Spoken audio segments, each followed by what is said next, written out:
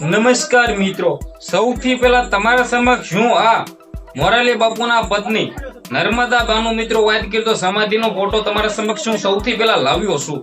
ખાસ કરીને મિત્રો વાત કરી તો ચેનલમાં પહેલી વાર ભાઈ તો વિડીયો બને એટલો શેર કરીને સબસ્ક્રાઇબ કરવાનું ભૂલતા નહીં. જી આ મિત્રો વાત કરી તો તમને લોકોને ખબર ન હોય તો કહી દો ભાઈ, તલગજરડા ખાતે મિત્રો વાત કરી તો મોરાલી બાપુના ધર્મ પત્નીનું મિત્રો મૃત્યુ થાય છે. 75 વર્ષના વયે મિત્રો વાત કરી તો તેમનું મૃત્યુ થાય છે.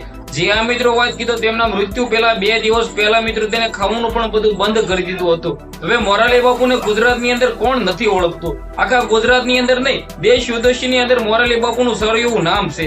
હવે તેમના ધર્મ પત્નીનું મિત્રો વાત કીધો અવસાન થયું છે. મિત્રો થાય છે એવું, શ્રી મોરાલી બાપુના ધર્મ પત્ની મિત્રો વાત કીધો બીમાર હતા. હવે મિત્રો વાત કીધો બીમારીના કારણે તેમનું અવસાન થઈ જાય છે.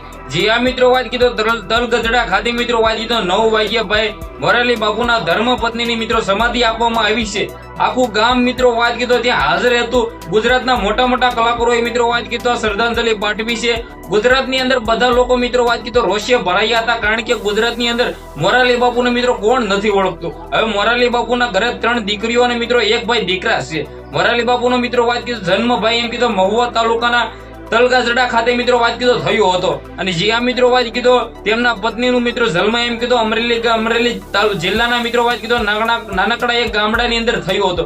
હવે મિત્રો આ મુદ્દે ભાઈ અત્યારે સોશિયલ મીડિયાની અંદર ઘણા બધા વિડીયો વાયરલ થઈ રહ્યા છે. હવે સૌથી પહેલા તમારા ભાઈ તમારા માટે મિત્રો વાત કીધો જે સમાધિનો ફોટો લાવ્યો છે એ અત્યારે સોશિયલ મીડિયાની અંદર તમને ક્યાંય પણ જોવા નહીં મળે.